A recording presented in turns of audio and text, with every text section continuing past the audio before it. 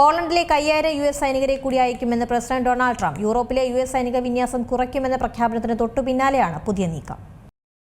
യൂറോപ്പിലെ US സൈനിക വിന്യാസം കുറയ്ക്കുമെന്ന പ്രഖ്യാപനത്തിന് പിന്നാലെ പോളണ്ടിലേക്ക് 5000 US സൈനികരെ കൂടി അയക്കുമെന്ന് പ്രഖ്യാപിച്ചിരിക്കുകയാണ് ഡൊണാൾഡ് ട്രംപ്. പോളണ്ടിലേക്ക് സൈന്യത്തിലെ ഒരു വിഭാഗത്തെ അയക്കാൻ നേരത്തെയുണ്ടായ തീരുമാനം പ്രതിരോധ സെക്രട്ടറി പീറ്റ് ഹെഗ്സെത്ത് തടഞ്ഞിരുന്നു. പിന്നാലെ ഒരാഴ്ചയ്ക്ക് ശേഷമാണ് നിലവിലെ അസാധാരണമായ പ്രഖ്യാപനം നടത്തിയിരിക്കുന്നത്.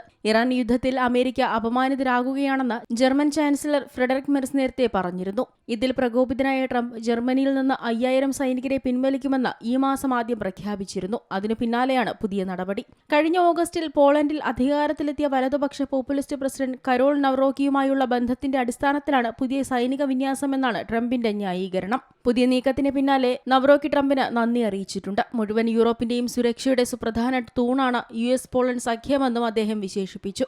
ഇറാൻ യുദ്ധത്തിനെതിരെ സംസാരിക്കുകയോ ആവശ്യത്തിന് സഹായം നൽകാതിരിക്കുകയോ ചെയ്ത നാറ്റോ സഖ്യകക്ഷികളോട് ട്രംപ് അതൃപ്തി പ്രകടിപ്പിച്ചതിന് പിന്നാലെയാണ് ഈ അപ്രതീക്ഷിത നീക്കം. US state secretary Marco Rubio ഇന്ന് സ്വീഡനിൽ നടക്കുന്ന നാറ്റോ വിദേശകാര്യ മന്ത്രിമാരുടെ യോഗത്തിൽ പങ്കെടുക്കുന്നുണ്ട്. യോഗത്തിന് മുന്നോടിയായി മാധ്യമപ്രവർത്തകരോട് സംസാരിക്കവേ ട്രംപിന്റെ പ്രഖ്യാപനത്തെ സ്വാഗതം ചെയ്തു. എങ്കിലും ഒരു സഖ്യകക്ഷിയെ മാത്രം അമിതമായി ആശ്രയിക്കാതെ കൂടുതൽ ശക്തമായ യൂറോപ്പും ശക്തമായ നാറ്റോയും കെട്ടിപ്പടുക്കുകയാണ് ലക്ഷ്യമെന്ന് നാറ്റോ മേധാവി മാർക്ക് റൂട്ടെ പറഞ്ഞിരുന്നു. International desk Zee Malayalam news. ഏറ്റവും പുതിയ വാർത്തകളും വിശേഷങ്ങളും വിരൽത്തുമ്പിലറിയാൻ സീ മലയാളം ന്യൂസ് എല്ലാ ഡിജിറ്റൽ പ്ലാറ്റ്ഫോമുകളിലും ലഭ്യം.